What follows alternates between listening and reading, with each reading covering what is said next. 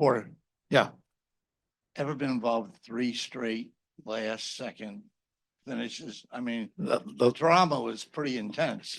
3 games in a row, last minute, or under with a minute left, game wasn't decided. But I tell you, your team can build on that. You know, you find a way, you get confidence in winning close games, and you get confidence with the guys and making plays. And there's a million ways. I've said this my whole career. There's a million ways to lose a game. There's a million ways to find a way to win. And look at the different plays that were down the stretch. We talked about there was a loose ball, 50-50 ball that Fears came up with and scored. Glenn made a great drive. Duke made both free throws. Then Sam gets the deflection. We were going to foul. We were down 3. We were going to foul. And then it never got to it. Sam got a deflection. We put the big on the ball. And so a lot of plays to find ways to win. And that's what you get. And they all know it. Like, I don't think I've ever been in a game where we've been gave up 21 offensive rebounds and we had 4. The difference, that kind of a difference, you're thinking they got that many extra shots. They got to, and it's a credit that they kept on battling. Yeah. Man, I thought the guys that came in that Hadley had 6 offensive rebounds. Waterman had 5. They had a lot of different guys get offensive rebounds. Obviously, last night, Jeremiah has a good game tonight. The guys who were with you last year, I mean, Colin and Goodwin really made big plays when they had. Yeah, that's what this team is starting to evolve. That we got different guys that have stepped up. I think Jalen the first night wasn't in the flow, and Kobe had 26. And this kid, the way he approached himself, Jalen Moore, to come back to have 2 monster games, and he did it by just mind right, game right. I mean, his positivity, his energy, and Jeremiah to come, have the games he had, and he got in foul trouble. And what's tough is what's good is to know, that they want to win so bad, and we know we want to put games in the bank. They know they get confidence that there's like a bunch of guys in this team that stepped up and made plays throughout the tournament. Just think about a guy like Luke Norweather, who came out this tournament in terms of hadn't played much, and Bryson Gadine's been injured since the first half of the first game. He made big shots in these games, and a lot of contributions from a lot of guys.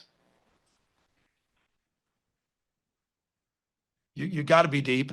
You got to be deep, and you got to have different guys doing it. I mean, it's very hard to string 3 games with guys in a row, and you're going to have your ups and downs, fatigue, and that was a rock fight. I mean, it was just who was the grittiness, the toughest. We were both exhausted, taking each other out of different stuff, and it was just who was going to make the most plays at the end.